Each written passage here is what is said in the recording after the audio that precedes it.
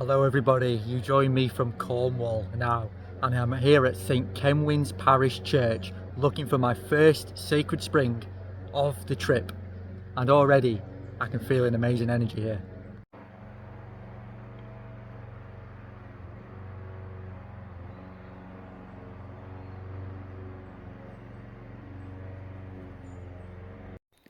Okay, so I found it already next to the cross. So the cross always marks either crosses, wayside markers, standing stones. They all mark sacred springs. So we've got ferns growing all inside here. They've put a grid to cover it up, as they do, and barred it off. Disappointment this one, but it's sacred still. So it's right next to the church. It's St Kenwin.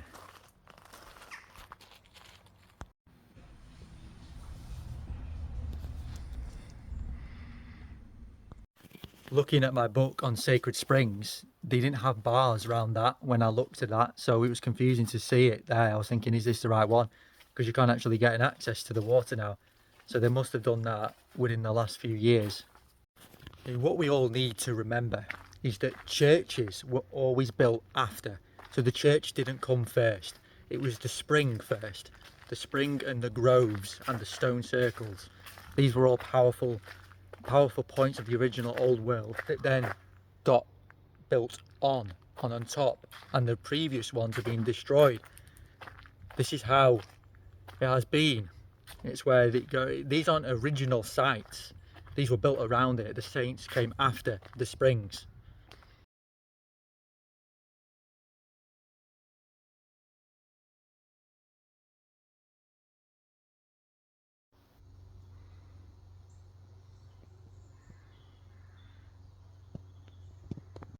So as I was saying, these like yew trees, ancient yew trees growing at the churchyard, which they always do because they were originally yew tree groves. This is what came first. These absolutely huge trees around this place. What a place. You can feel the energy here. I just looked a bit closer. There's steps going down to St Kenwin's well, similar to how St Mary's is where I'm from. Like, there used to be steps going down to it, but it's just been covered over and buried and destroyed. Wow, it's just amazing being by the sea here. Look at this, Falmouth. The smell, just incredible. It's actually, I've not been to the sea, you know, all year. The proper sea, I mean, like, this is Atlantic Sea. And, you know, I've been working very hard on the van. I've been working at a garden centre. I've been working on the projects. And to finally be free, to feel like I'm free to do all this, it's just amazing. It's just amazing.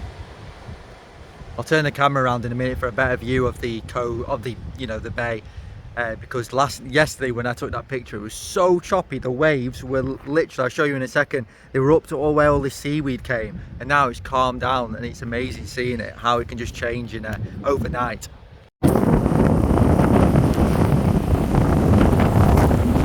It's so still now. It's weird. It's crazy. So right now I am at Pendennis Castle. So we've got the sea behind me and there's the castle in the background. So I want to just say that when it comes to navigating through our true history and the old world, it's very obvious what they are trying to, their agenda is when it comes to the old world, because every time we go to a structure, every time they talk about history in schools, they only talk about the wars. Very windy now, actually. I think I can go down here. They only talk about the wars, okay? So by only talking about the wars, they're only talking about a fraction of what has happened in our past, and they are putting the narrative only on the dark. But what about all the rest that are hiding, just by putting everyone's attention from a young age on wars? And that, for example, just in this castle, that it only served as a defence tool, and it didn't have any other functions involved. So all of this talk of war all the time is distracting us from the truth that originally, in the true old world, we had a harmonious civilization that understood the truth of life, and that we have put on the documentary Prophecy of Albion. Yes, there were many resets, many civilizations that were out of balance, awfully out of balance. But there were civilizations, and there were many periods in our past that we have no idea the amount of harmony and balance and cooperation with the natural world that was there, especially in the true old world, and the structures that were built were in balance and in harmony with the natural world. But in schools and in mainstream history and places like with the National Trust, with the National Heritage, all of them companies, they all have an agenda at play, because they're pushing a narrative all the time that throughout history there's just been war, and that's it. Okay, there's been war, but there's also been so much peace, so much beauty, and the knowledge of the true old world is what we're coming back to, and we're trying to rebuild it now into the new. We're trying to become the most happy, balanced, peaceful, cooperative race yet. This is what the Age of Albion is all about, and we're meant to incorporate all the knowledge of the true old world and bring it to the new, and that's what it's all about. And this is what their agenda is always playing it, because they are not telling us the knowledge of the true old world. We're having to speak to the land about it, we're having to come across it intuitively. That's the way it should be, actually. It's to come across information intuitively by speaking to the land, because only the land knows the truth about what happened, because it's been through it. The trees, I know it may sound far-fetched to so many people, but it's the truth. The trees know the land, the trees know the truth, the stones know the truth, the sea knows the truth. Okay, Mother Earth knows what happened to her. So we are constantly communicating to Mother Earth, and that is how we pick up knowledge about our past, not by always relying on these companies that are telling us things that just don't make sense. They just don't make sense. There's no way that in our past there's just been wars constantly throughout as long as they can remember. And then there's been times where there's the Middle Ages and the Dark Ages where they don't even know what happened, and there's a huge gap in history as to what happened. So please watch the Prophecy of Albion. I explain this very well about the true old world and the post old world, where they fell out of balance with nature and Mother Earth, in a lot of detail, and it'll change your perspective of history.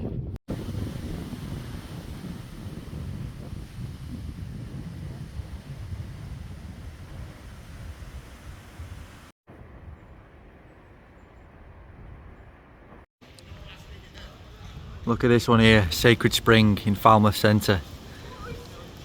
Shut off.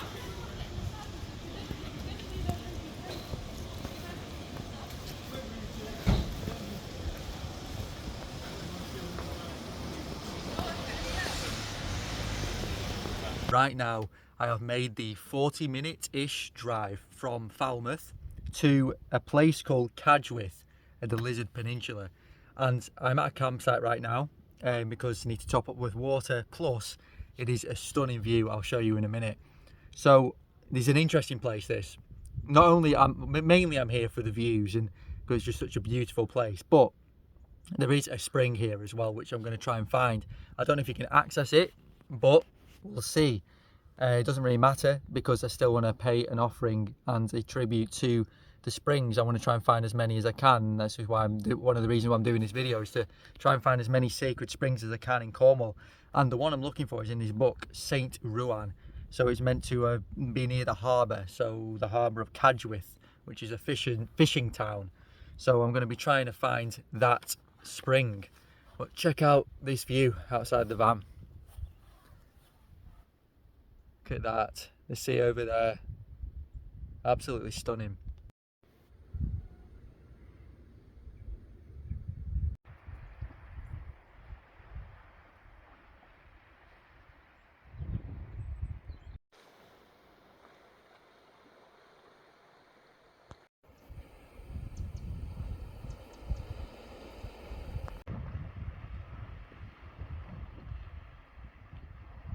There's just something so special about the sea, the sound of the sea, just being with it. Since I was younger, I've always just loved to just sit by the sea, and I feel like I could never leave. It's never the right time to leave. When I sit by the sea, I just want to sit there forever. It's just amazing.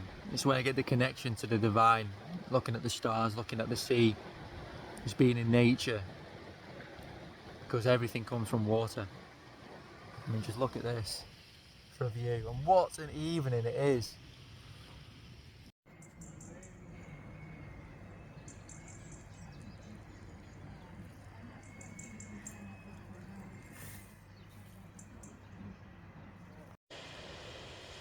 So I've been wandering around the village for quite a while now, trying to find St Ruan's well, and I've been asking a few people, not many were locals, and I just asked this man here, he is a local, and he was telling me all sorts of stories about the place. He said that there's not just one holy well, there's not just two that I'm looking for, because apparently there's two. He said there's at least 5 or 6 holy wells, and that's at least. That's incredible. And he said there was a dam at the stream I'm going to try and find after. It's like at the bottom near the harbour, where there was a hydraulic system at one point, and that used to, you know, pump water for the bottom of the village too. So it's so interesting. St Ruan. I mean, it's named after a saint, the whole village. So it's going to have a very high number of sacred wells. So the ones that I'm trying to see are up here. I think these are the main ones. The main one, I think that I'm trying to, I don't even know which one I'm looking for now, there's that many. Because St Ruan, the main one, there's like a structure in the field, so I think it's up here, he said, on the, about 300 yards up. He said there's one on the side, over the bridge, on the hill, and there's one at the bottom. So we'll see if I can find them both. So this looks like St Ruan's Holy Well, but inside it says St Grada Holy Well. But this looks like St Ruan, so I'm not sure. Maybe it is St Ruan, St Grada's. But just look at this. I mean, there's no access point really to drink the water, but just paying a pilgrimage to these places is my main priority. Look how well, look, they've left offerings. There's the Virgin Mary, there's the cross, the cup of life there, and a little green man head. Look at that. Some little like geranium type thing growing there. It's a little face in the corner. It's a lovely sight.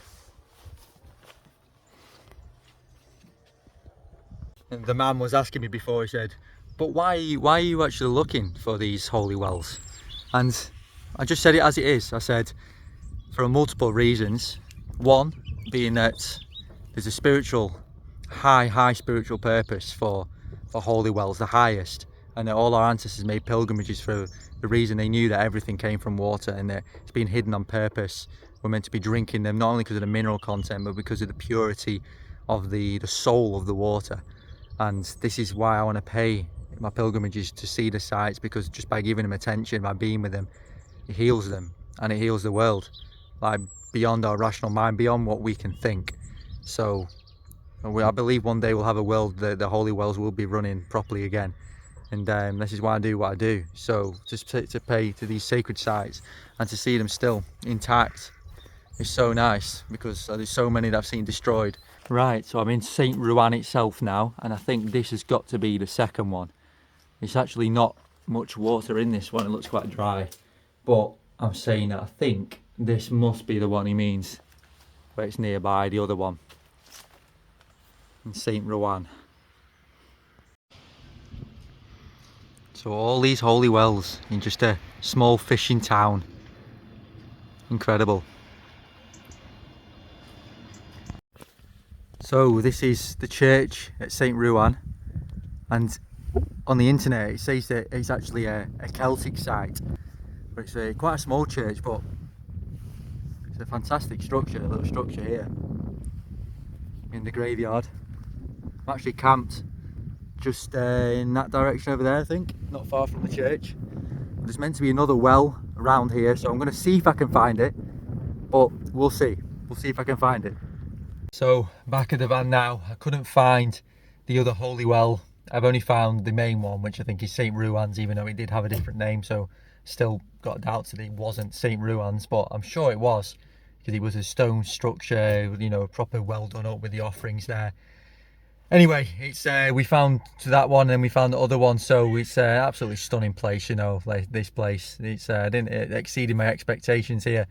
And right now I'm going to go and head up the coast. I'm going to still stay in the Lizard, I think, today, and yeah, just chill out by the sea and see what else I can find. And so many other places I'm going to stop by. So yeah, thank you for watching this far in the video, and there's plenty more to come in this video. I think that this is my favourite place so far. The view here is absolutely mind-blowing. And I'm parked actually at the moment on a nice little car park, but there's a big sign, no camping. So I mean, no one's going to come up here at night, and there's nowhere else, and I want to stay here. So I'm a living man, I am a free man, I'm a sovereign man. I get to decide where I park.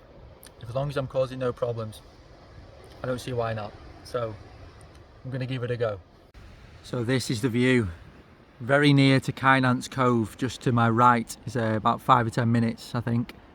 So I'm in just before Kynance Cove here at the Lizard.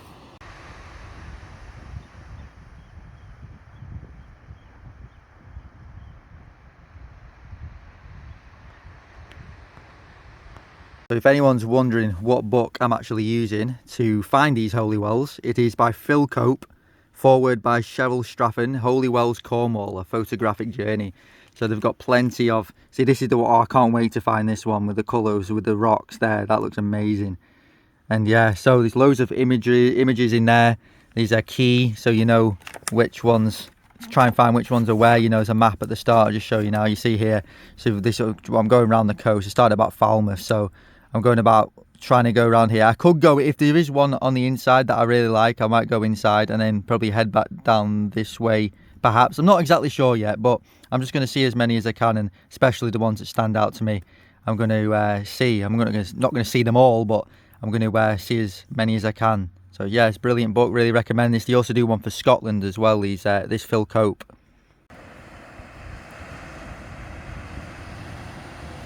So everybody, this is Kynance Cove, a short walk down from the camping spot. It's so nice here. It's your obsession, isn't it? Yeah.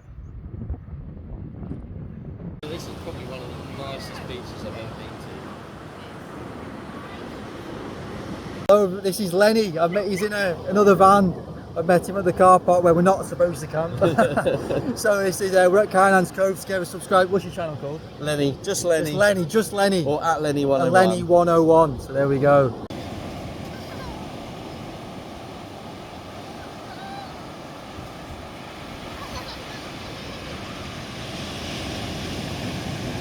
So what a beautiful place, Kynance Cove.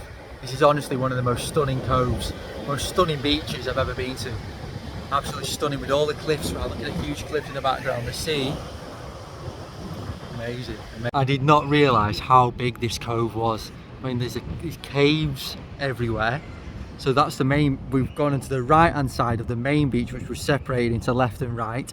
And then behind me, there's another beach, and it's all these little pools. What a day, what a beautiful day.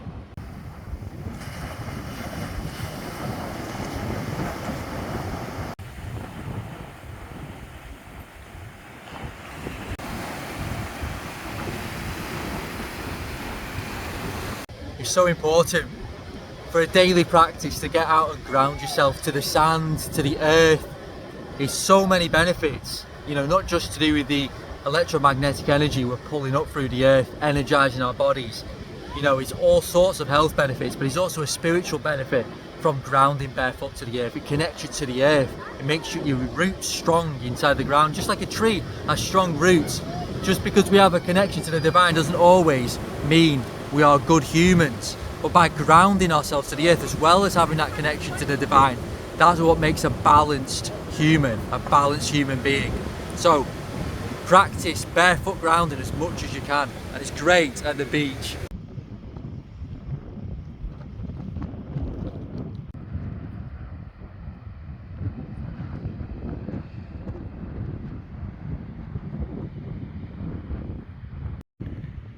Look at that, I've sat watching the sunset today, my last day here at the Lizard. I've just been thinking how humans, look at the size of this human. People think they own the land.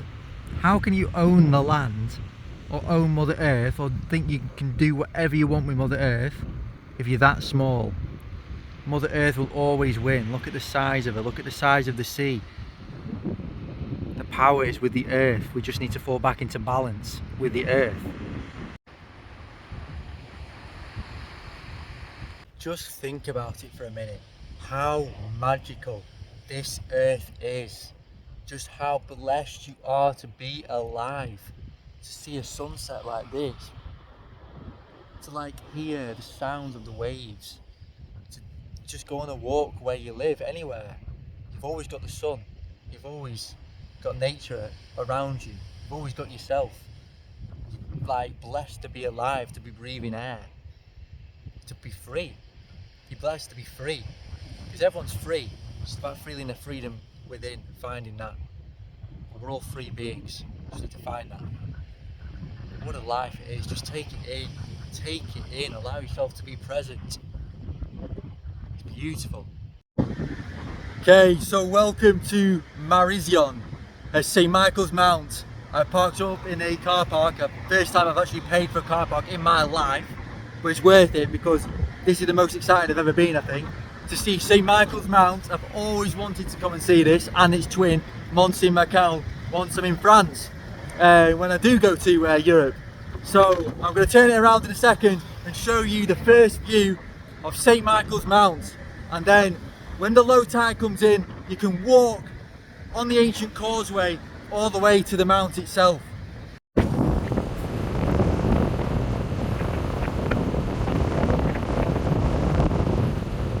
So everybody, it's about 15 minutes until it opens, so I can walk to the island. As you can take the boat on the season, or you can wait to walk to the island at low tide. So I've always wanted to walk down the causeway to the island to see everything that's on there. And so I'd explain now. So this is St Michael's Mount behind me. Oh my god, my phone nearly fell out my hand then, never mind. Right, so let's hold on tight. So this is St Michael's Mount behind me. Excuse the hair, it's blowing everywhere. St Michael's Mount behind me, and this is the twin of Mont Saint Michel in France. So they are situated on the Michael ley line. So ley lines, if you've not seen my work before, are energy points in the land, very high energy points, and there's loads of main ley lines in England alone. So we've got the Belinus ley line, the Spine of Albion, which runs through the centre of the UK from the Isle of Wight, I think it is, to Scotland, and then even further. Don't know where that actually ends up. People don't know. People may say it goes into a mysterious high Brazil, that mysterious island that pops up now and then. But anyway, so this Michael ley line that runs through Mont Saint Michel and St Michael's Mount, and what is absolutely extraordinary is that the old world have built these structures directly in line because they knew of the Michael ley line. That is just amazing that they have built them exactly in line. They are twins, St Michael's Mount and Mont Saint Michel, and I want to see them both. So St Michael's Mount is first, and when I go to Europe, one of the first stops is going to be Mont Saint Michel. Amazing place. Can't wait to go and see what this place has to offer. But the Michael energy is strong here. So as you can see over there where the people are queuing up, it keeps going blurry for some reason, the camera, but yeah, they're queuing up on the ancient causeway and they're waiting for the low tide, which is what I'm doing. And as you can see, it is going out now, so that causeway will then open and then you can actually go to the island itself.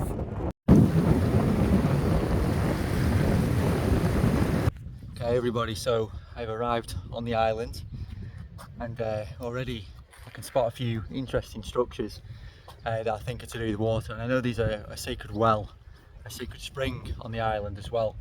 There's a famous story to do with a giant and the battle that he had, and the giant, I think he owned the island or something like that. St Michael might have slayed him or something like that. I'm not exactly sure on the story, but there is a very interesting folk story about this place. And it's funny walking up as well. Obviously I overtook everybody because I went barefoot. Everyone was waiting for the sea to go down and I just walked straight across barefoot, and they were saying I've got the right idea.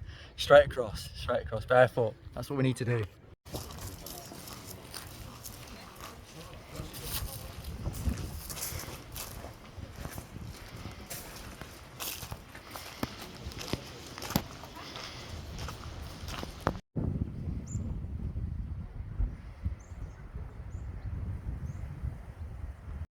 Oh, it's so weird.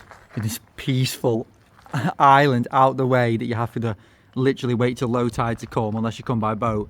These actual houses. I think literally normal people living in these houses. It's mad. Okay, so whilst there's no one here, I'm going to give a bit of a talk on this structure here.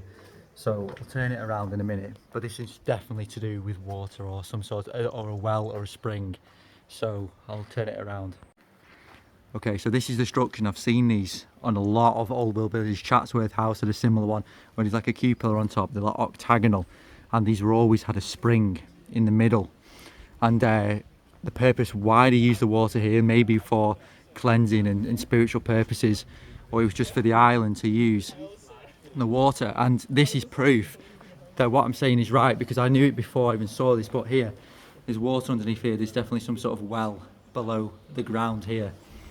As we come inside, it's like some sort of baptistry type thing inside here, and just look at that ceiling, how it has layer and layers, layer upon layer going up, how much it echoes as well. Wow.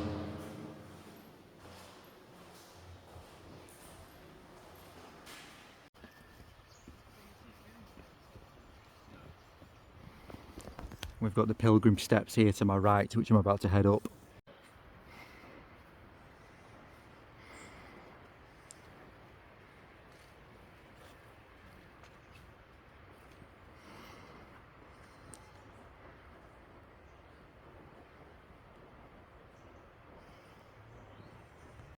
Wow, I just love this section here. Everything's just so alive on this island. It's that Michael energy running through it. So amazing, incredible. I've always wanted to come here too. No idea what to expect either. Amazing. It was a request him not to do something. So request him not to do something, but we can't read it because there's... Okay everybody, so this is the famous Giant's Well. So as you can see here, the sign is here. So this is to do with the legendary fight that St Michael had with the giant, or some say he had a fight with the giant himself, but it was St Michael that our island was named after, and it was either St Michael who fought the giant. I'll have to look into the story and then tell you another time, because I've actually not looked properly into the story. But here we go, this is the Giant's Well. So they've covered it up actually here. I don't know if you can actually look. No, they've barred it off. So I don't know why they do that, it's just ridiculous. Okay, so on the internet it says that the legend was that the island was built by the giant itself, and then he terrorised the area, and it was only a young lad called Jack that was managed to rid the land of the curse of the giant that built the island. So it was his island in the first place though, but apparently he terrorised the land. So that's the story. Whatever message is in that story, I'm not too sure, but there we go. So there's so many legends, literally loads of varieties of the story of St Michael's Mount that it's just too many to say, and which ones are more prevalent in the actual history of the local area, I'm not sure. But the one that stood out to me is that St Michael, the angel, is the one that was meant to have been seen and as an apparition guiding fishermen safely to the shore and on their quests out at sea. And this is why the pilgrims then came to the island, because of the St Michael apparition being seen so much. So that's what stood out to me, is the whole Michael angel, the archangel Michael around this area. And it says that the construction of the church and priory, and so I don't know the history of the original island, what was here before, because I'm sure there'll be structures, ancient structures before, but the church and priory, the construction began in 1135. So that's what the mainstream narrative says, the construction of them structures happened at this island.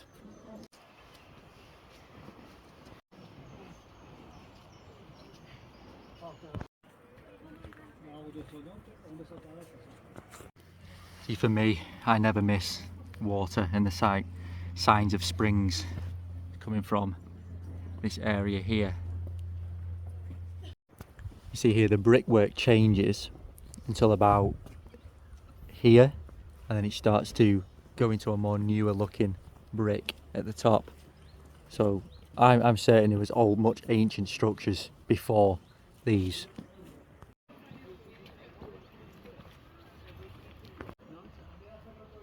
See that sanded stone. I'd say that was marking the exact point of the ley line between St Michael's Mount and Mont St Michel, in my opinion.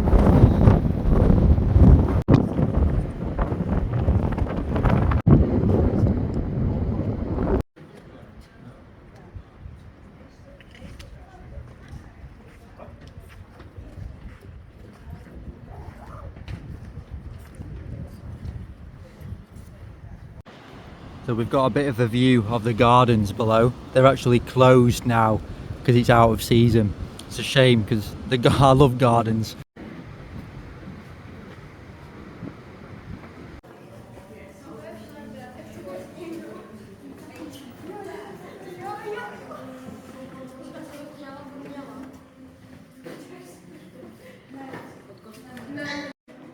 See, with this here, we got St Michael, the angel Michael, slaying Lucifer.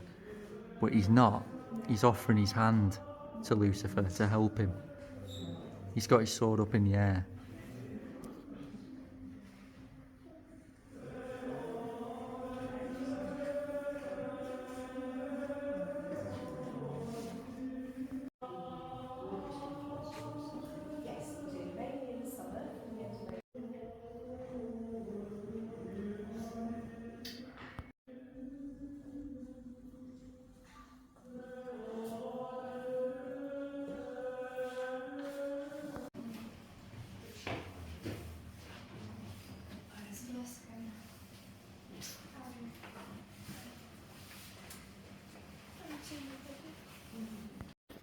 So I had a really good trip around St Michael's Mount, and it was a bit of a weird one really, because I felt the sacredness of the land, of what it was, but at the same time I feel like there's just been so many generations, and again, similar to to a lot of the sites like Stonehenge and all of these different sites that have been commercialized, it's been taken away the true energy of what the place was. Even though it's still there, it's hard to feel it when there's that many people around, and when they've manipulated it to suit their agenda once more, and to only put the recent history of it, which is all them swords and the cannons that I didn't show you because it was the same as the castle at Falmouth, where the narrative is always to do with the war and never the true old world and the ley lines. What about having a script about what the place is truly about the energy lines and the St Michael and the twin of Mont St Michel? There's none of that, because they don't want you to know. They only want to put your attention on the dark, on the wars. That's their agenda. So see through that. And I think what I'm going to do is I'm going to split this Cornwall trip into either 2 or 3. So I'm going to leave it about half an hour at a time. So this is going to be part 1. So I will see you on part 2 as I travel around I'm going to see a few more springs on the way, hopefully, and going to head towards Sennan Cove and then around the west coast. So I'm going to go around, Tintagel, Bude, Newquay, on the search for wells and on the search for some amazing beaches. So I will see you on the next video on part 2. Have a great day or night.